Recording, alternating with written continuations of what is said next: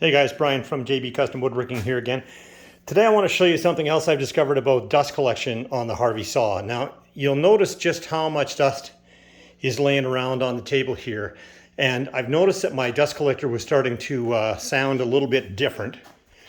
So I'm thinking it wasn't sucking up the dust. So if you go inside your saw, if you ever see this much dust piled up inside the door, or this much dust piled up inside the cabinet, it means that your hose is plugged. So it's either going to be, let's see if I can get the camera right. It's either going to be that exhaust port right there, but in this case, that's okay. So I took the hose off, and you probably can't see it, but there is a tremendous amount of dust in this hose, and it's solidly plugged. And what that's going to do eventually is it's going to wear out and burn out my dust collector. So we don't want that. So the solution is you have to actually take this hose off on both ends and shake it loose and then vacuum out all the dust that's inside the machine here. So here you can clearly see how much dust is inside the tube.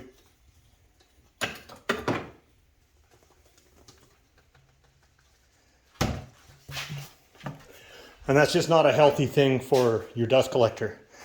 So with this type of saw, because the dust port is sealed at the back, there's really no way for dust to get out of here, and there's no way for the dust collector to suck excess air in. Now in the older saws, like my General, it had a 4-inch port in the side, and it would suck a lot of air from the front and back of the trunnions, and that made it so that the dust collector was never starved for airflow.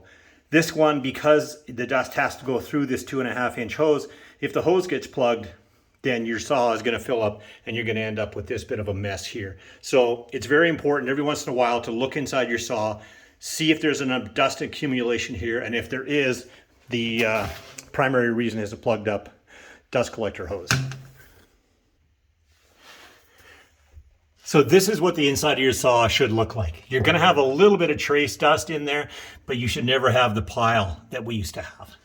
The other thing you can check is on your dust collector, and I'll just fire mine up here, so excuse the noise, but see how the bag is really flat right now? When we fire it up, look how tight it gets.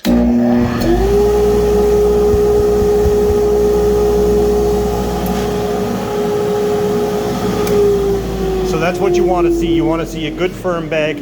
And ideally you want to see a bit of a tornado going inside the bag there. And once this bag gets to about 75% full, it's time to chuck it and put a new one on, or it'll just reduce the efficiency. So there's just a little tip that shows not only do you have to watch what's going on in your shop, you also have to listen for different changes. A sound in pitch means that something is different. Thanks for watching.